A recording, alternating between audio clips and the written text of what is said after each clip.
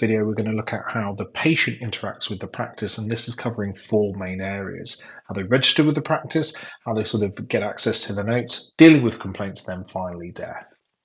So first, registration. You need to remember two forms, that's GMS1 and then GMS3. GMS1 is if they're registering as a full patient, and 3 if it's temporarily.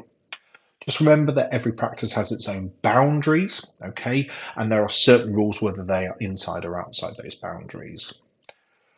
So looking at removing someone from the list now, this should be a rare event, okay? So the big common one is if they die, guess what? You're allowed to move them outside, move them off your list. There's an irretrievable breakdown of relationship between the practice and the patient.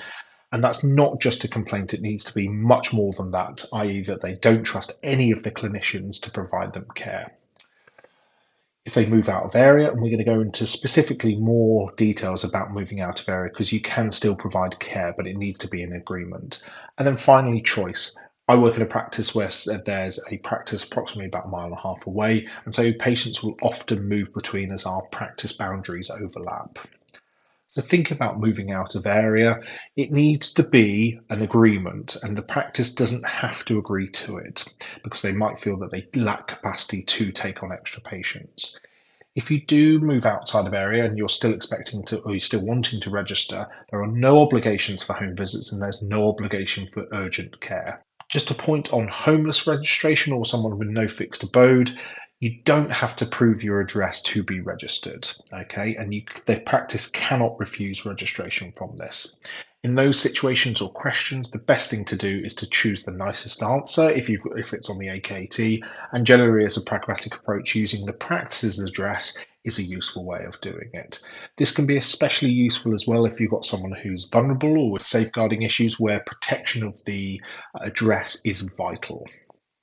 So moving on to notes access. This is all covered under GDPR, or the General Data Protection Regulation. If someone requests access to the notes, you should give this within 28 days, and GDPR only applies to patients who are alive.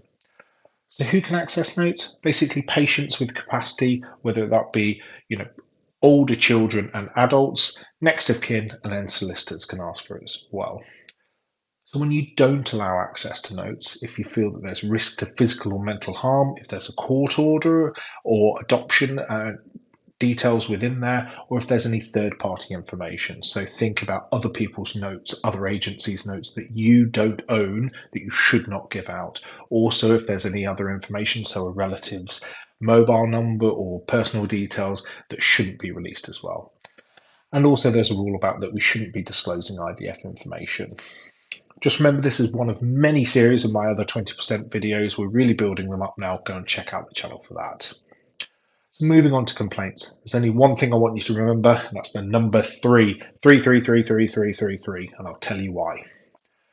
With complaints, anyone's entitled to complain, and there should be a complaints manager in the practice who deals with all of these.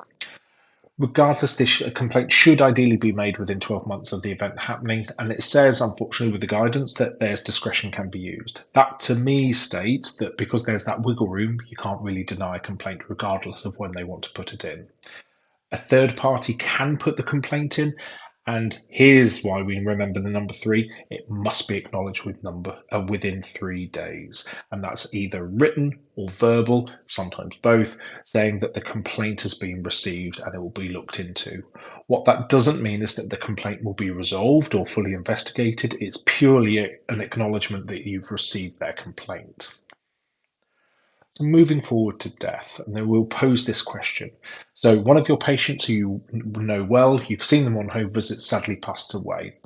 This was known mesothelioma, and they are known to both respiratory oncology, and this was an expected death. What do you do next? You've got a couple of options. Do you issue the death certificate, inform the coroner, the medical examiner, phone the police, or organise a post-mortem? Pause the video if you need to. For those who know the answer already, it's inform the coroner. And there are several reasons why we need to inform the coroner.